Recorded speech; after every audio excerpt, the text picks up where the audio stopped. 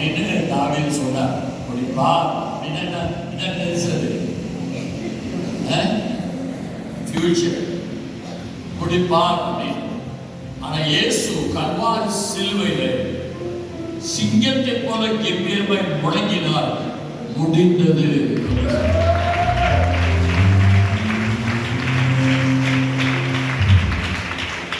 இனிமேல் செய்து முடிக்க போறதில்ல, அவர் எல்லாவற்றையுமே செய்து முடித்து விட்டார். நாம் படுகிற கவலைகள், நாம் படுகிற மனவேதனைகள், மனதுக்கெல்லாம் வேஸ்ட். ஏனென்றால் அவர் எனக்காக எல்லாத்தையும் செய்து விட்டாரு, செய்து முடித்து விட்டார். முடித்து விட்டார். அவர் என்ன செய்து முடித்து விட்டாரா என்னுடைய வாழ்க்கையிலே நான் பெற்றுக்கொள்ள போகிறேன். அதுதான் என்னுடைய வாழ்க்கையிலே நடக்க போகிறது. தேவன் எனக்காக அழகான டிசைன் பண்ணி எனக்காக வேறு யாருடையது எனக்காக தேவன் கொடுக்கல.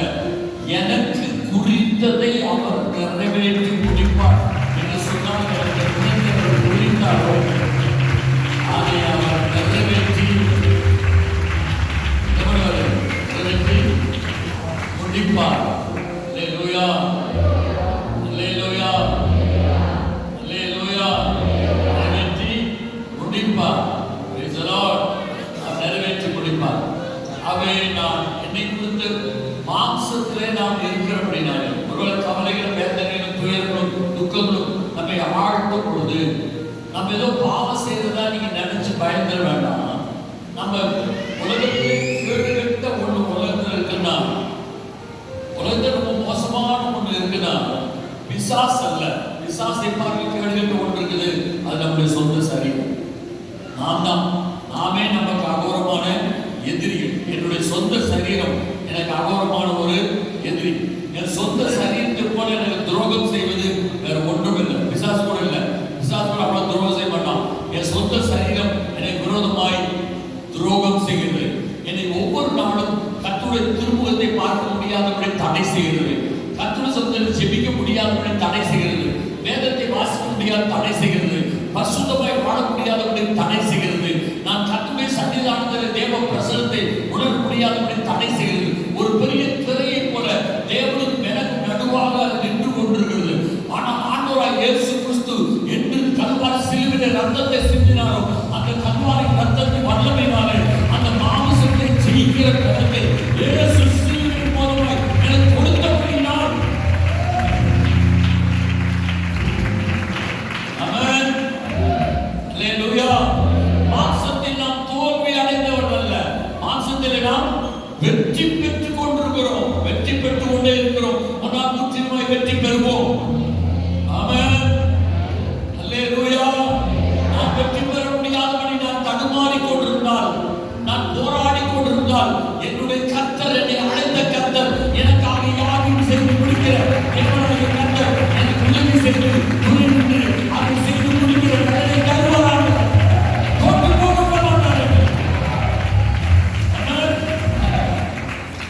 தோற்று போக விடவே மாட்டார்கள். அழைச்சது யாரு? அழைச்சது யார்? என்னை அழைச்சது யாரு? யார் அழைக்கிறார்களோ அந்த அளவுக்கு தான் மரியாதையும் கனமும் பலமும் இருக்கு. யார் அழைக்கிறார்களோ அந்த பலன். சொல்லுங்க அல்லேலூயா, அல்லேலூயா, அல்லேலூயா. நான் கவனமா கவனிங்க. நீங்க ஒரு மிலிட்டரியில் இருக்கீங்கன்னு வைங்க. நான் சொல்றேன், மிலிட்டரி செஞ்சுரின்னு சொல்றான். 160. ஒருவனை வா என்றால் வருகிறான், ஒருவனை போ என்றால் போகிறான், இந்த செய் என்றால் செய்கிறான். காரணம் என்ன? அவன் மேல் இருந்த அதிகாரம். அவனை விட அதிகாரம் அதிகமா இருக்க 1000 அதிபதினா கண்ணு காட்டாலே ஓடுகிறோம். அவனை விட அதிகமா இருக்கிற மந்திரியா இருந்தா பார்த்தாலே ஓடி வருவான். அதை விட அதிகமா இருந்த ராஜாவா இருந்தா அவனை பார்த்தாலே நடுங்குவான். அந்த அதிகாரம் பெருக பெருக பெருக பெருக அந்த வார்த்தைக்கு மரியாதை பெறுகிறது. ஆனால் எல்லா ராஜாக்களை பார்க்கும், எல்லா 160 பார்க்கும், எல்லா செஞ்சுரியை பார்க்கும், எல்லா 1000 அதிபதி பார்க்கும், எல்லா தேவனுடைய கர்த்தர் சர்வ அதிகாரம் உள்ளவராய் இருக்கிறவர்களே, அவருடைய அழைப்பு மகா பயங்கரமானது.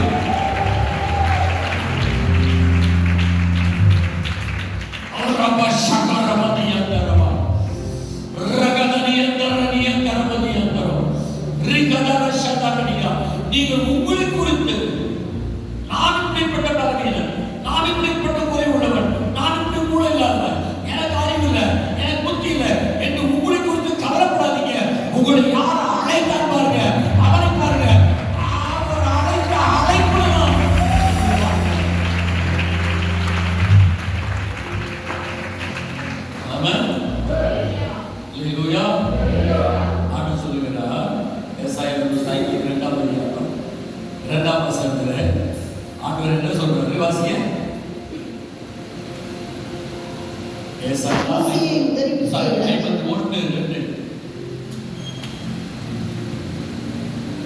உங்கள் தகப்பனாகிய உங்கள் தகப்பனாகிய ஆபிரகாமையும் உங்களை பெற்ற சாராளையும் நோக்கி பாருங்கள். உங்களை பெற்ற சாராளையும் நோக்கி பாருங்கள். நல்ல கவனம் எல்லாரும். உங்கள் தகப்பனாகிய ஆபிரகாமையும் உங்களை பெற்ற சாராளை என்ன பண்ணுகிறீங்க? நோக்கி பாருங்கள். அவன் ஒருவனாய் இருக்கையில் அவன் ஒருவனாய் இருக்கையில் நான் அவனை அழைத்து அவன் ஒருவனாய் இருக்கையில் அவன் எல்லாரும் கவனிங்க. இப்போ ஆபிரகாம் அவர்கள் வாழும் பொழுது ஆபிரகாம் தனியா வாழல, ஒரு குழுவா வாழல. அவங்கள குழுவா கூட்டமா வாழல. ஆபிரகாமுடைய தகப்பன், சித்தப்பா பையன், இப்படி எல்லாம் சேர்ந்து ஒரு பெரிய கூட்டமா அவங்க வாழணும். அப்படி எல்லாரும் கூட்டமாய் வாழும் பொழுது ஆபிரகாம் என்ன சொல்றாரு? இங்க பாருங்க, எல்லாரும் கவனம். பிரபு இங்க வாங்க. அப்படி யார் வருது? யார் வரா? போங்க. அப்ப ஆண்டவர் எல்லாரும் கூட்டமாய் இருக்கும் பொழுது உங்களை எல்லாரும் நான் அழைக்கிறேன் என்று அழைக்கிற ஆபிரகாம் ஒருவனாக இருக்கு. நான் உன்னை சொல்றேன், உங்க வீட்டுல 20 பேர் இருக்கலாம், உங்க வீட்டுல 30 பேர் இருக்கலாம். ஆனால் தேவன் அழைக்கும் பொழுது மொத்தமா அழைக்கிற உங்களை தனியாய் கற்று பேசுகிறார்.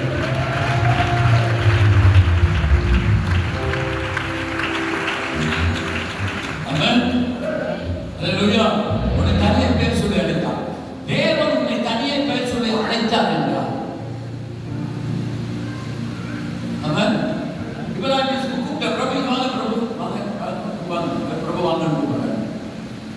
இப்ப பிரபு அவங்க குழப்பலாம வர அங்கிருந்து நல்லா இருக்கீங்களா பிரபு? எதுக்கு பாசி கொடுத்தீங்க? என்ன ஏதோ கூப்பிட்டு காட்டு சும்மா போதும் அப்படின்னு நான் சொன்னேன்னா மனசில் என்ன நினைச்சு போவார்? பாவம், வெயில் இருந்தால் தான் சில பேர் பிரச்சனை வரும். இவருக்கு வெயில் இல்லாமையே பிரச்சனை வருது. நினைப்பாரு நினைக்க மாட்டாங்க, நினைப்பாரு நினைப்பாங்க. வெயில் இருந்தால் தான் பிரச்சனை வரும்பா. ஆனால் பாவம், இவருக்கு வெயில் இல்லாமே குழப்பில்லாம அங்கிருந்து கூப்பிட்டு சரி போயிட்டு வாப்பா அப்படின்னு சொல்றாரு அப்படின்னு நினைப்பாரா நினைக்க மாட்டாரா?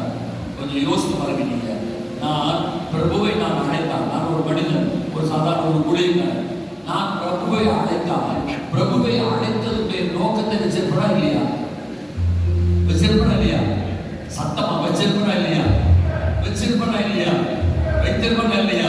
பிரபுவை அழைத்த நோக்கம் உண்டு, நோக்கம் உண்டு. நான் அண்ணாத அழைப்பேன். அல்லேலூயா சொல்லுங்க, அல்லேலூயா. இப்ப நான் அழைக்கிறேன், அழைச்சிட்டு சொல்றேன், பிரபு அடுத்த வாரம் ஞாயிற்றுக்கிழமை நீங்க கடமைப்பட்டிருப்போம், என்ன பண்ணுங்க, ஒரு கர்த்தருடைய செய்தியை நீ கொடுங்க என்று